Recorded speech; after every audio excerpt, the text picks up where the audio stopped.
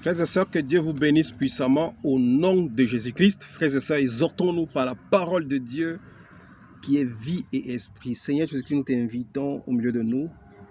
Viens nous délivrer par la puissance de ta parole qui brise les rocs, les rochers, les cœurs les plus durs, les cœurs de pierre et ta parole qui redonne les cœurs de chair. Papa, viens nous délivrer de toute emprise au nom de Jésus-Christ. Amen. Frères et sœurs, exhortons-nous aujourd'hui sur un sujet qui bloque beaucoup d'entre nous dans les ossements de nos prières. Tout le monde, la majorité de nous tous, commençant par moi, nous sommes victimes de cela. Et Dieu veut nous en délivrer de la puissance de ce blocage qui nous empêche à vivre certaines choses dans nos vies. Parce que Dieu veut que nous soyons parfaits dans son amour comme lui, il a été parfait. Également comme le Seigneur Jésus-Christ. Frères et sœurs, il y a un gros blocage dans cet aspect que nous allons voir, que Dieu veut détruire. Que ce roc soit brisé aujourd'hui au nom puissant de Jésus-Christ. Allons dans le livre de 1 Jean, chapitre 3, verset 17. La Bible déclare ici, 1 Jean 3, verset 17, il est écrit, je lis au nom de Jésus-Christ, « Si quelqu'un qui possède les biens de ce monde voit son frère dans le besoin, lui ferme son cœur, comment l'amour de Dieu peut-il demeurer en lui? » Si quelqu'un qui possède les biens de ce monde voit son cœur dans le besoin et lui ferme son cœur, comment l'amour de Dieu peut-il demeurer en lui? Frères et sœurs, beaucoup d'entre nous, nous sommes victimes de cet aspect et ça peut apporter des blocages, des manquements dans notre vie spirituelle. Dieu veut que ce rocher, cette pierre soit brisée, afin que nous puissions continuer à vivre ses grâces, sa puissance et son amour. Frères et sœurs, peu importe ce que tu as, quand tu vois ton frère dans le besoin et que tu peux l'aider, mon frère, il faut l'aider. Dieu sait pourquoi il a permis que tu puisses avoir le peu que tu as. Parce que nous attendons souvent avoir beaucoup pour pouvoir aider nos frères. Et c'est là où le mal s'installe et le blocage s'installe. Beaucoup d'entre nous n'assistons pas certains d'entre nous qui sont dans le besoin alors que nous le pouvons. C'est un manquement. Si nous lisons même Deutéronome 15, nous devrions aider les diligents, les pauvres autour de nous. Parce que celui qui donne à celui qui manque, il prête à Dieu et Dieu le remboursera. Alors Dieu veut briser ce blocage afin que nous puissions continuer à vivre ses grâces, ses bénédictions et son abondance. Lui ferme son cœur, comment l'amour de Dieu peut-il demeurer en lui? Petits enfants, n'aimons pas en parole et avec la langue, mais en acte et avec vérité. Beaucoup d'entre nous aimons en parole, mais il n'y a pas les actes d'amour. Nous ne posons pas les actes d'amour. Posons les actes d'amour.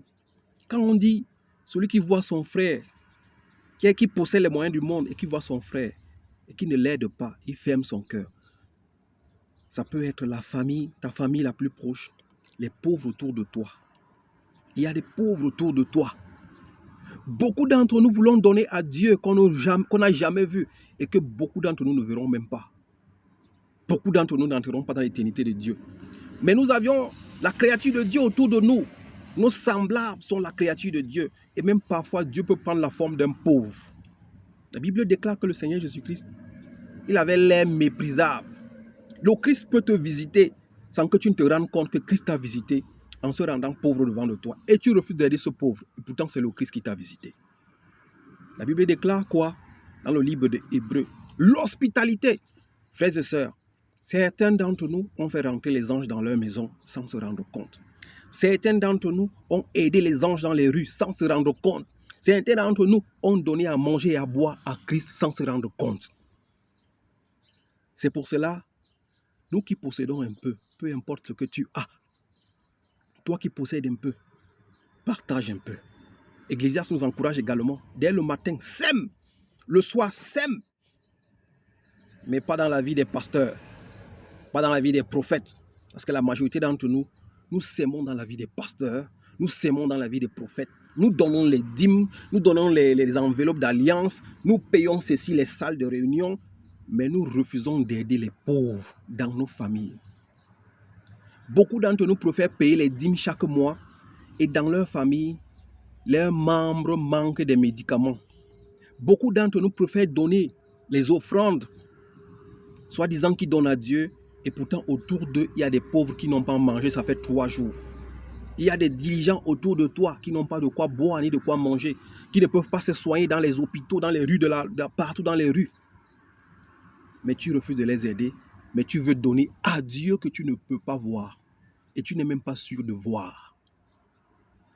Frères et sœurs, nous ne suivons pas les choses selon la volonté de Dieu. C'est pour ça que la parole de Dieu nous dit ici, petits enfants, n'aimons pas en parole et avec la langue, mais en acte et avec vérité. Montrons notre amour à Dieu en aidant sa créature, quand nous pouvons. La Bible déclare dans 2 Corinthiens 9, 7, que chacun donne comme il a résolu dans son cœur, sans contrainte ni tristesse. Mais il y a une grande puissance derrière cela. Toi qui donnes aux diligents, aux pauvres. La Bible déclare dans le livre de Proverbes, celui qui donne aux pauvres prête à Dieu. Frères et sœurs, ne fermons pas nos cœurs quand nous pouvons aider nos frères et sœurs. Au lieu d'aller donner à Dieu les dîmes, les offrandes, les alliances, donne à ta famille, au fin fond dans ta famille là-bas, ta grand-mère, tes frères, tes sœurs, il manque de quoi boire, de quoi manger.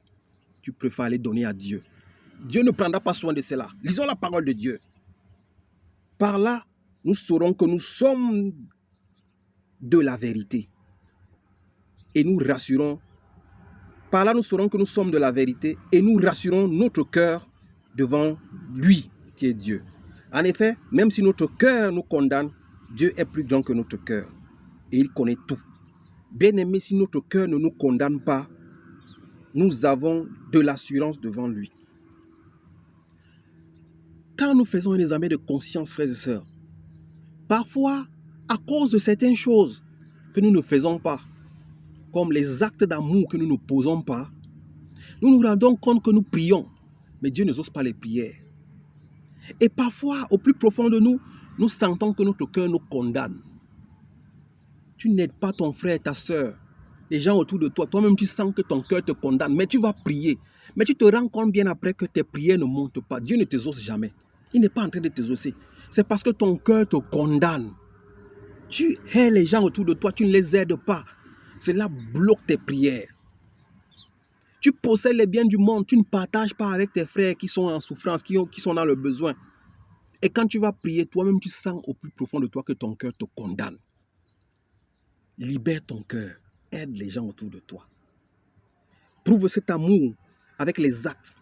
Pose les actes d'amour. Et Dieu va te répondre. Quoi que nous demandons, si notre cœur ne nous condamne pas, nous avons l'assurance devant lui. Quoi que nous demandons, nous le recevons. Si ton cœur ne te condamne pas, tu as de l'assurance. Mais ton cœur te condamne parce qu'il y a des actes que tu ne poses pas, des actes d'amour que tu ne poses pas. Tu n'aimes pas ton prochain, tu ne montres pas l'amour. Tu veux aimer Dieu que tu ne vois pas avant celui que tu vois. Parce que nous gardons ses commandements et faisons ce qui est agréable. Et voici quel est le commandement. C'est que nous croyons au nom de son Fils Jésus-Christ et que nous nous aimions les uns les autres comme il nous a ordonné. Celui qui garde ses commandements demeure en Dieu et Dieu demeure en lui. Et nous reconnaissons qu'il demeure en nous, à l'esprit qu'il nous a donné. Frères et sœurs, c'est là où je voulais te fortifier ce matin, avant d'aller donner à Dieu. Aide celui qui est dans le besoin, qui est à côté de toi. Montre-lui de l'amour, pas seulement en parole, mais en acte.